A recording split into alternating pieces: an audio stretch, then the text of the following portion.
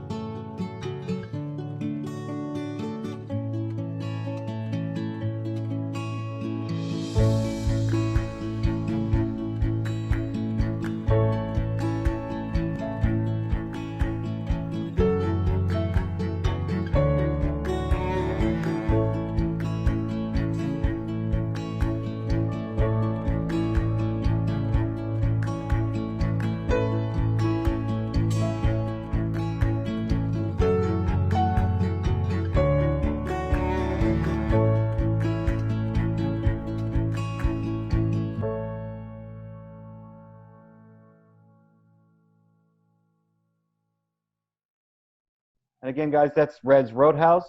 That's www.redsroadhouse.com. Go check them out and consider them for your corporate parties because your employees definitely need a good Christmas party this year. So, Chad, welcome back. I think you're going to go down, even if I did this for the next decade, as the guy who's been on the show the most, even though we've only been doing this for a few months. But welcome back as usual. Thank you. Appreciate it. Enjoy our visits every time. So great. All right. So it hasn't been too bad of a start as a father who's been at home with his kids, two of his kids, one in junior high, one in elementary school for the home part of it. It's been a learning curve, I understand, even for me who's an IT guy. I don't really work on Google tablets that often, so it's definitely been a learning curve even for me. But overall, I think it's been good. I think the teachers have been understanding about maybe missing work. I don't think the students are deliberately missing work, but just accidentally. I think everybody's been good. What do you think? there's always learning curve with everything, and this is such uncharted. We've heard the term uncharted waters so many times, and it is a learning process for the students, a learning process for the parents, it's a learning process for the teachers. It's been a learning process for the administrators. It's been, there are no easy answers to anything, and every time you try to come up with a solution, there's more questions that come up off of that to ensure it. So I kind of related it lately to running the hurdles. How do you run the hurdles? If you focus on the end hurdle, you're going to crash and burn. You got to focus on one hurdle at a time, and that's kind of how we've been approaching everything. It's just let's get through the first hurdle, let's get to the next hurdle, let's get to the next hurdle, and there are going to be things that pop up that are unexpected, but as long as we keep approaching it that way, I think we're going to be in good shape. So Thursday is the first day that we can go back to school. Both my children are going. The bus drivers have called us individually and just reached out. All the teachers and staff from both schools are just making sure they've done their rounds. I know if they've done me, they've done everybody. So Thursday we're back to school at a hybrid model. Some are staying home, some are going to school. How is this going to go down? Is it going to be any different from the way we're doing it, or is it going to change just slightly? I think the biggest thing is that, the state has required that we have very similar models for our at-home and for our in-person, because the grading requirements, they don't want any discrepancies. I think a lot of school districts came across that last spring, that, when they switched over from the other, they had a lot of problems with their grading policies and procedures. We really, being on a 9-week calendar, it was perfect for our seniors. We had some things that we had to work out with our undergrad, but we're right back on our regular grading requirements, and everything's fine. But we do have to have that alignment. And, when we do come back in, we'll have in-person instruction, but we'll also have moments where students are working independently. They may even be working on their Chromebooks. It's going to be a very varied model.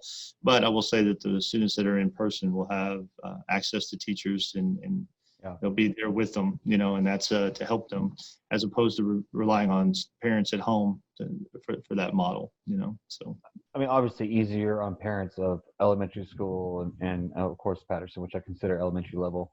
I mean, not Patterson, Arthur. But I mean, not so much for the junior high and high school. So how's that going to work out? So far, they've been doing like an A-B schedule with Fridays off. Are we still going to be doing that to where the stay-at-home people can participate in class? Or how does that work? Because if they're only doing morning versus afternoon, what happens to the students during morning and afternoon on the opposite days? We have adopted an asynchronous model, which is the model that we'll be turning into TA. And really that was just more for the flexibility of it. But within that asynchronous model, we have developed synchronous instruction. So, sorry, my voice is going on me. But we will continue to have live sessions with the teachers that the students at home will have access to, in addition to the students that are in person. So, yes. So is it fair to say that students going to school are going to have a more natural full day like they're used to, where students at home are the stay-at-home kind of mentality, where morning classes do your work at afternoon, afternoon classes do your work in the morning scenario? Yes, and the thing with the students at home is that we've really tried to stay. I know there are some districts that their students are on computers all day long. I mean, it's like 8 hours, the full school day. And that's really not what TA wants with the students, because they realize that, I apologize, Jeff. COVID. I don't have anything to drink.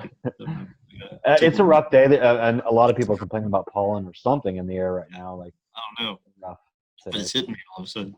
But TA doesn't expect for students, especially young students, to be on the computers all day long. And we've really tried to develop a model where our students right now that have been doing virtually have not been on the computers, for extended periods of time, and that they have breaks built into it. I know that there are districts, I have personal experience where my wife works, that, that's not necessarily the case. Sure. So we, I think we've got a good model. So let's talk about going back to school. Let me just share my screen. A couple things happened, and these are for the protection of our students and our staff and teachers, administrators. There we go. And one of them was last week in the Rotary Club, along with a lot of teachers and a lot of your staff have put these things together, put up these shields, right, for group settings in elementary schools. Yes, I think one of the areas when we started looking at it, where our numbers were going to be the highest in-person learning was in our lower grade levels. And our lower grade levels, just to ensure that we have proper social distancing, our district purchased, and we had a company cut up the plexiglass, or actually it's a little bit thicker than plexiglass. And they cut them up, and then the Rotary Club volunteered to help put them out. And so this last Saturday, we spent about 7 hours putting them out at Delaney and Patterson. And Sunday, we came back and did about another hour. So, and we'll do another hour probably tonight at Patterson, finishing up. We had to have some more cut, and we'll finish them up at Patterson tonight. Okay, so these are not only going for the teacher tables, but also the student tables.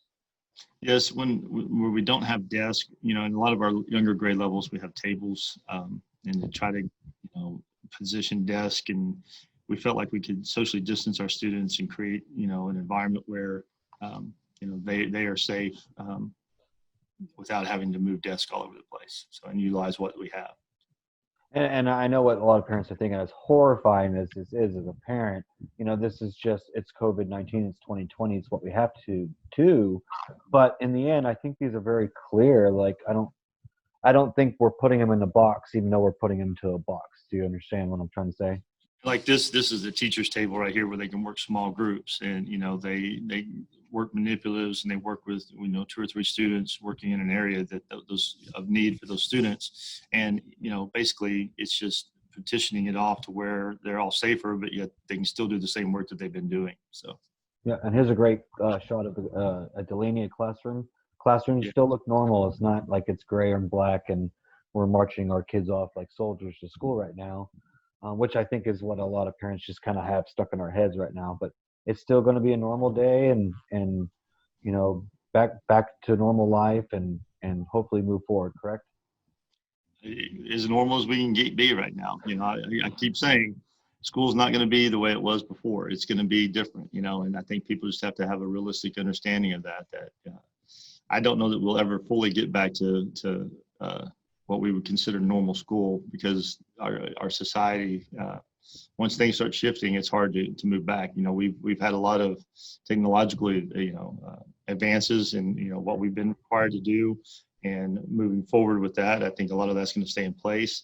We may have those parents that they may not ever feel comfortable with their kids coming back into school. So we'll see how that goes. So. Homeschool applications have gone up just in the last 6 months across the country. And then obviously some charter schools too, where there are people disagreeing with their local ISD, they're going to charters as well. So definitely some movement out there. School choice is starting to look better and better every day if you're not behind school choice. Okay, so one thing that I keep teasing you about at Rotary is, oh man, I feel sorry for you during flu season. But when I was listening to the news the other day and they were talking about flu season coming up, what's coming around, the doctor on the news made a great point, which is we already have everything in place to try to protect against disease and the spreading of disease, like cleaning vigorously, the mask and things like that. So in essence, everything that we're doing, including, let me bring that one up for you too. This little device, which is what the school is using to clean the schools every day, correct? Yes, that is it's a Victory. It's called a Victory. It's the company that produces it, but it's a e-mist or electrostatic machine. Basically, that canister there fills up with water, and you drop a tablet in, and it's a sanitizing solution, and it mists. And as it mists, it magnetizes and wraps around everything in the room. So, the technology actually developed from the agricultural industry, where they were trying to keep the fertilizers and the like I wouldn't say crop dusting, but the oh my goodness, help me out here, Jeff. The chemicals, the crops. Whenever they're spraying the crops for pesticides. There we go, pesticides. It was trying to keep off pesticides onto the plant itself instead of it blowing away in the wind. They developed this technology, and then whenever Ebola broke out a few years back, they began using this technology in hospitals and places where they felt like had been compromised. So that is basically carried over into these are used in a lot of restaurants and now office buildings and now schools. So. Okay, and let me expand on maybe that for you a little bit to explain to everybody. What this mist does is it charges whatever it's touching and magnetizes, basically, quote unquote, sticks to it like a film that's there for longer periods instead of it dripping off or washing off in the rain, to keep it cleaner, in our case, cleaner longer, correct? Yes, or simply just oversaturating one area and another area you're not getting it. It magnetizes and wraps and cleans around everything to where it's all, the underside of the table. Instead of just the top of the time, you get the underside of the table as well, or the chair handles that everybody grabs onto. I mean, I know when I was a student, I did the below the chair. So not everybody's going to go wash all the below the chairs in every classroom, but this is a way that we can get clean there. When you look in a restaurant and you watch them wipe a table, they wipe the top, but they're wiping the sides and underneath and the edges. They don't do all that. So I think this is a better system, better method for us to sit there and make sure that we have protocols in place for cleaning. So. Okay. And so then obviously if there is an issue, which there has been a couple of schools in the area that's, I'm sorry, not even in our area, in other areas have had issues already. you'll communicate, you have steps in place at the school for quarantine. Why don't you go ahead and just explain that again? Yes, we have several protocols in place, and we have to report to when we get a positive lab confirmed case. We have to report it to the Tarrant County Health Department, and then we also have to report it to Texas Education Agency. But we will also have on our website. We will have a dashboard that it also updates with our staff and with our students who have positive cases. And the reality is. When you look around the other districts and everything, it's inevitable that we're going to have positive cases. Sure. I mean, we just have to be prepared for that and work through it. That'll be another hurdle that we have to sit there and cross when we get to it. As far as the steps for notification and, contact tracing, we moved to online ticket sales this year because you have to have contact tracing built into the ticket sales so that you can know who was in the stadium. So we are, moving forward with that is we have seating charts in every classroom to sit there and know where the students are so that if something does happen and we do have a lab confirmed case, we have the contact tracing built into it to where we can notify those families and isolate those students and then get the cleaning done that we need to do with the machines that you've shown to sit there and come in and thoroughly clean the classrooms and make sure that everything's good. So let's start in the beginning. The first step should be me, the parent, right? I should be checking, making sure she doesn't have even slight fever. If there's a slight fever, keep them home, correct? This is the year not to push your kids to go to school. I'm so glad that you said that, because that is the biggest starting point that we need. We need cooperation from families and parents. Yes, we know that parents want their kids to come to school, but if anyone in your household is feeling ill or feeling the symptoms of COVID-19, we request that you keep your student home. Do not send them to school. And, if they don't have it, then that'll be determined. But, we have the ability for your student to switch to virtual learning that same day. Your student can be virtual learner from home without having to worry about it. And then if things pan out the next day or the next, if that's on a Friday, then on Monday and everything's good, then they come back to school and, they're not symptomatic and, not running a fever and it was just allergies. Because, as you pointed out, the flu season's coming up. How do we know the difference between the flu and COVID? How do we know the difference between allergies and COVID? And, we're just going to have some real common sense in what we're doing. And we're going to need a lot of cooperation from our families to help us in that. And basically we're asking every employee, every morning I get up, I take my temperature, and I make sure that I'm good to come to work. We're asking that our families do the same thing. You've got the thermometer. If you don't, please get one. Take your student's temperature. Make sure you're healthy. I think a lot of people don't realize that if the parent is experiencing symptoms, that student is exposed at home, and then we're sending them to school. So please don't do that. Keep them at home with you. And I said, I think it's just going to be a matter of a learning curve and people getting used to, as we said before, the new norms, So let's be clear about a couple of things. You either go into school or you're not. You choose. You can't switch back and forth, but you can choose that every 9 weeks I can switch. But yes, if somebody's sick, they can still check in at home and not be counted absent that day. And we So encourage if somebody's going for that 100% from kindergarten, you always have that one student, all the way up to seniors, they could still not miss a day. Yes, they would just have to meet the requirements for the virtual learning, which, for the attendance that we've been practicing already. But, I think the model that we have built, that's why I said the model and the back and forth with the home and at school and, them being very similar is because for that matter, and there may be times when we may have to shut down a classroom, or there may be times where, we have to shut down a campus. And, if we do, those students are all going to have to switch back to virtual learning for a short period of time until we get the contact tracing and get the notifications and everything sent out to where we can bring everybody back that can come back in without the quarantining. But, these are all the protocols and the things that we're having to hash through and work through. But I believe that, in the end, we've got good things in place and everything's going to be okay. We just got to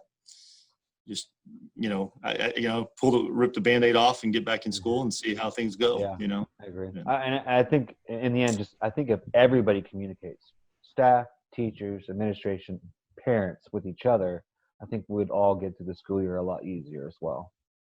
Yes. And like I said, we've developed a system or a plan to where we believe that we can accommodate our staff and our students, back and forth with quarantining and who may have to be out and who may be in, to where we can continue operations pretty seamlessly without any disruptions. So the good news is it sounds like the district's not going to have a knee-jerk reaction to anything. So it's, well, your kid's sick, oh, COVID, shut it all down. It's going to be like, all right, well, y'all go get tested.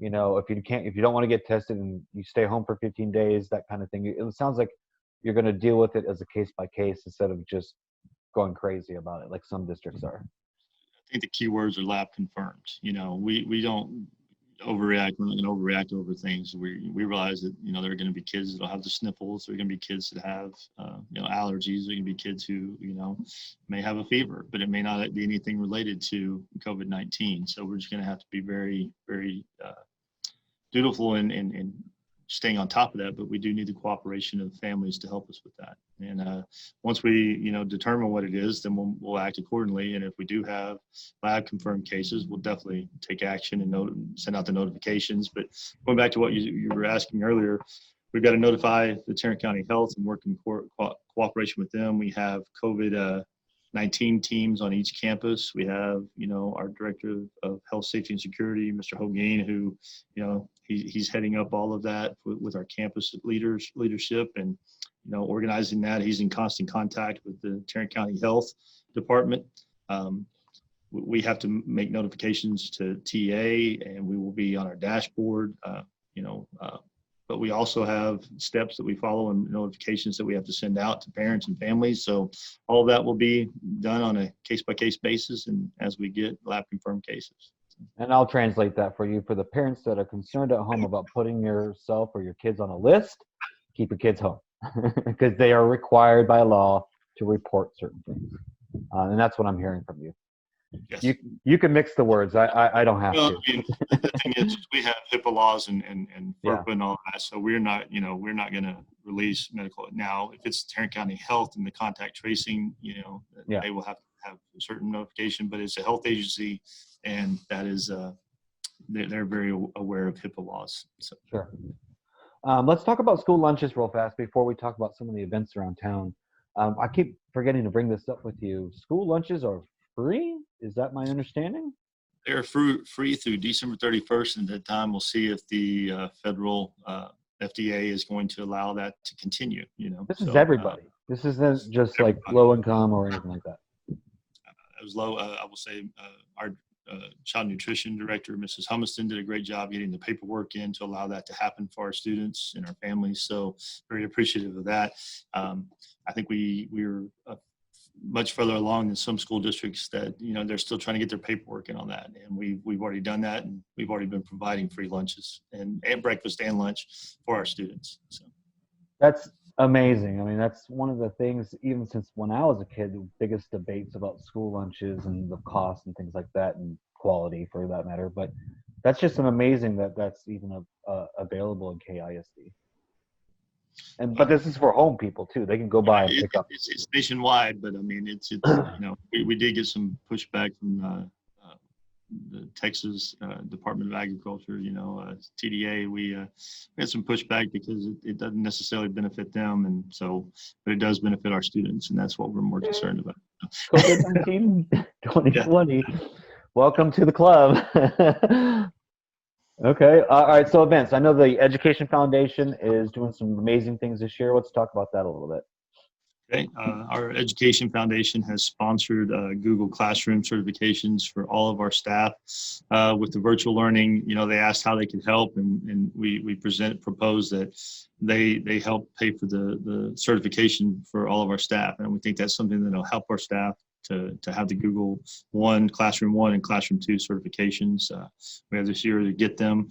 In addition, they just this morning, I'm going to model mine here, is like they just gave all of our staff Education Foundation masks. Nice. So all our staff. So we is that the soft kind? It's like, soft. It's nice. It's got the education logo. Like the one that Michael handed out in graduation. That kind of stuff. So it's like that's my favorite one. That's the one I wear. We actually have a spot for a filter to go inside of it, so you can even put a filter into it. So we're very appreciative of that. They've done a great job of coming in and partnering. And since I've come into the district, I've tried to really develop that relationship with them and cooperate and work with them as well. They've had some great leadership the last couple of years too. So, Who's the current president? I know April passed the baton. April just passed the baton to Isabel Williams. So Isabel Williams is now the president. Great. And they're still looking for members. They're still looking I for. was gonna plug them for you. They're always looking for volunteers and help and money as well. So they do a lot of fundraisers throughout the year for our students. If you didn't know what that was. This last year they were unable to do it, but they usually have the Education Foundation banquet at the end of the year where they celebrate the top.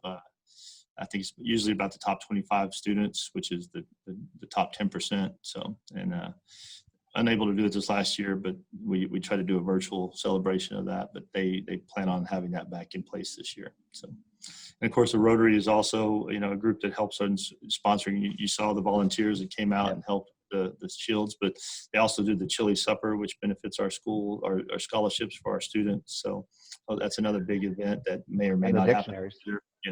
I'm sorry. And the dictionaries. And the dictionaries they give out to our elementary students. Exactly. So, some great things that our community does to help out, and we're very thankful for that and appreciative of the partnerships that we have with them. So one event I wanted to talk about, and we'll get this on the Facebook hopefully today, crossing my fingers, which is Thursday morning, the Rotary will be hosting a coffee right across the street from Delaney next to the subway in that open field.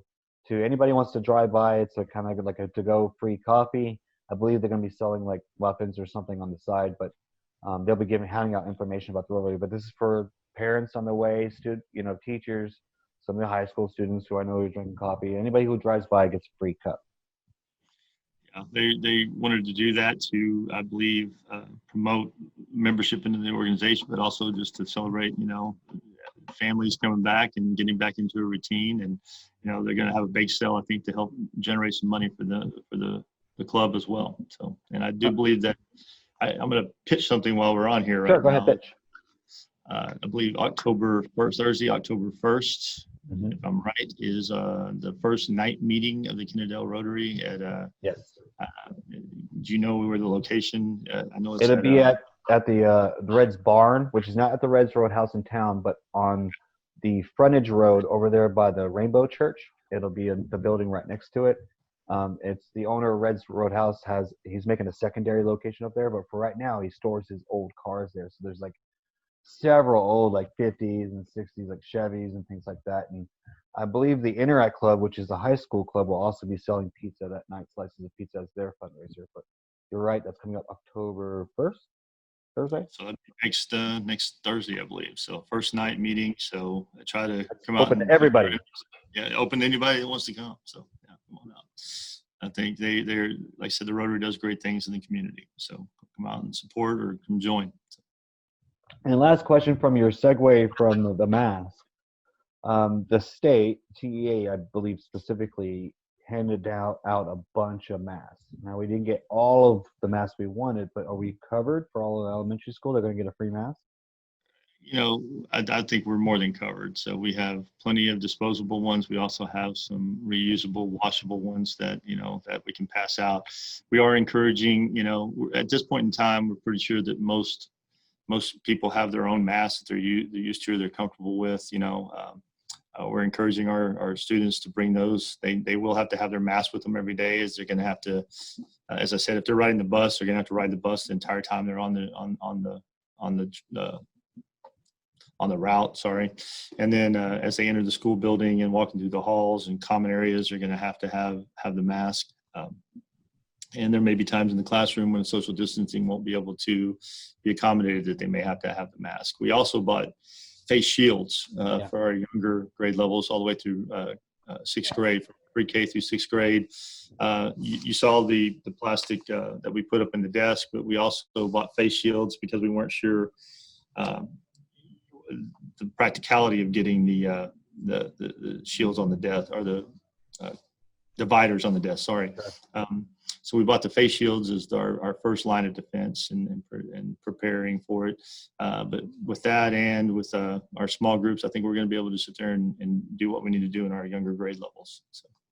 So I should send Cassie, my elementary school, to school with her mask on the first day, Thursday, and then they're going to assign her one at school where she leaves at school? Well, if she needs one, I mean, if she's got her own, then I'm sorry, I didn't clarify that. If she has her own, then she won't need a mask. But if a student comes and they don't have a mask, they will be issued one. So.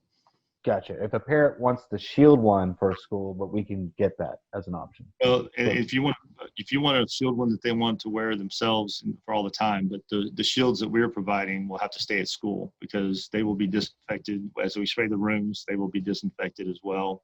We'll have those hanging. The kids' names will be written on them, so that will be part of what stays at the campus. That's why we're asking for the mask to sit there and wear in and out of the buildings. Okay. And buses, of course. Yeah, yes. Okay. Well, anything you want to say to your staff, students, and teachers as we run into this Thursday? I'm just very proud of our staff, very proud of our efforts that everyone had put. I mean, I know that the parents at home, it's been a little taxing on the parents at home, but it's been very taxing on our staff. Just the attendance alone with this model, because it's not a perfect model right now that the state has rolled out, and requirements for taking attendance have been very, very cumbersome for not just for our district, but for all districts. And there's some rollouts that haven't taken place with the software companies, with the companies that we need, and they haven't put those out yet to make life easier. So I know that our staff, I can speak for my wife, it's been very taxing on her, and they're tired, and I don't think people realize when you sit on these virtual meetings all the time how much more it takes out of you. But this summer, when we were on virtual meetings from the spring all the way through the summer, I was on a lot of virtual meetings. They're very tiring. So, and I started going, and yes. So you can probably attest to that too. So.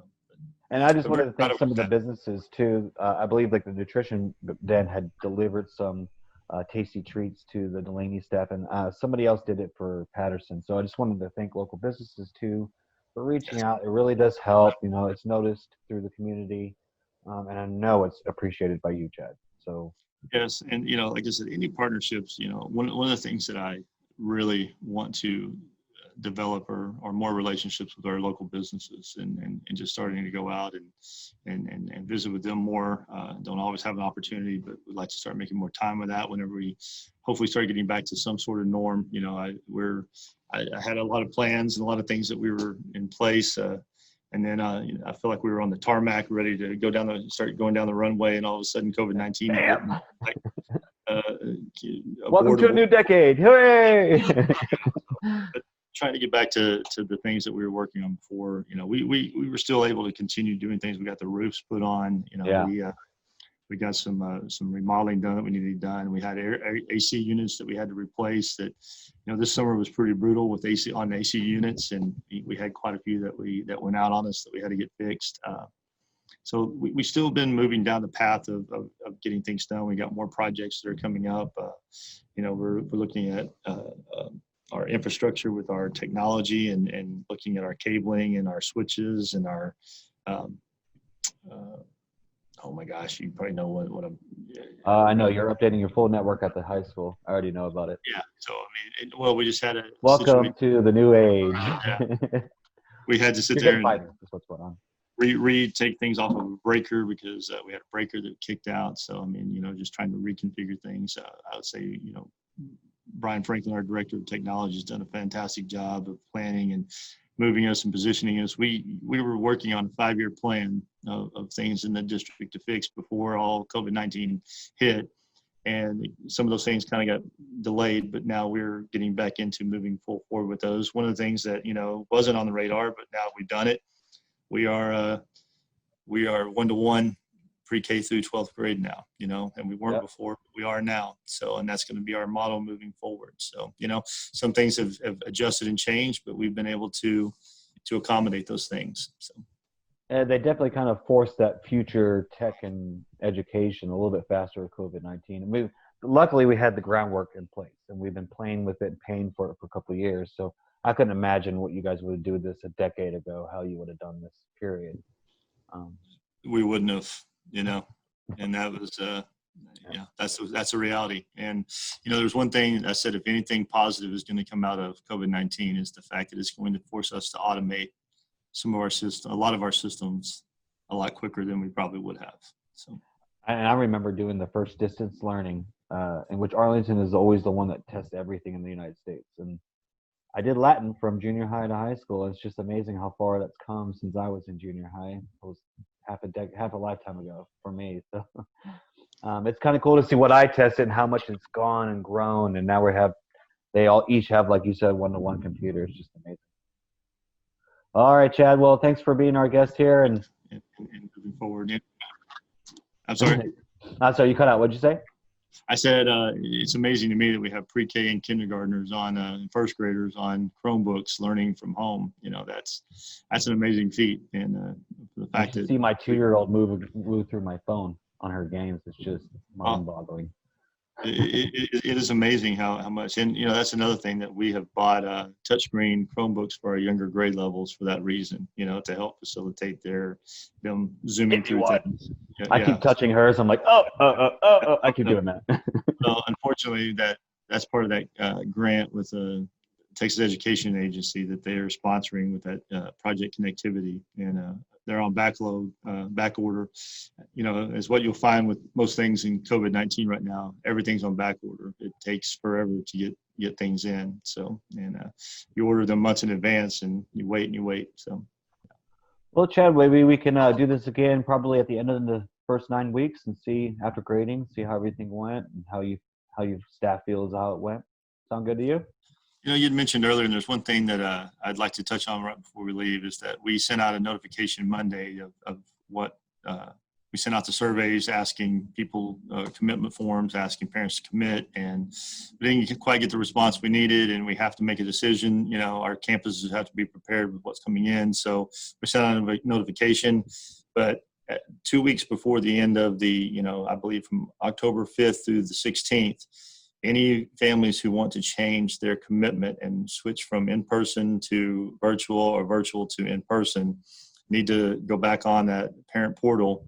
And we're asking everybody to do everything through parent portal. So you need to get signed up on parent portal, but go back into that and change it for the end of the 9 weeks so that when the second 9 weeks comes around, we know what, if not, your student's going to be in the same learning environment that they've been in. So, sure. So if there's any changes, parents let you guys know by it's 2 weeks before the 9 weeks, which is 3 weeks from now. It's getting close. So, okay. Yeah, so. All right. And thank you for everybody at home for tuning in. You can get more of the news locally at KennedaleNews.com or find us at Facebook at facebook.com/Kennedale News. Thanks for tuning in.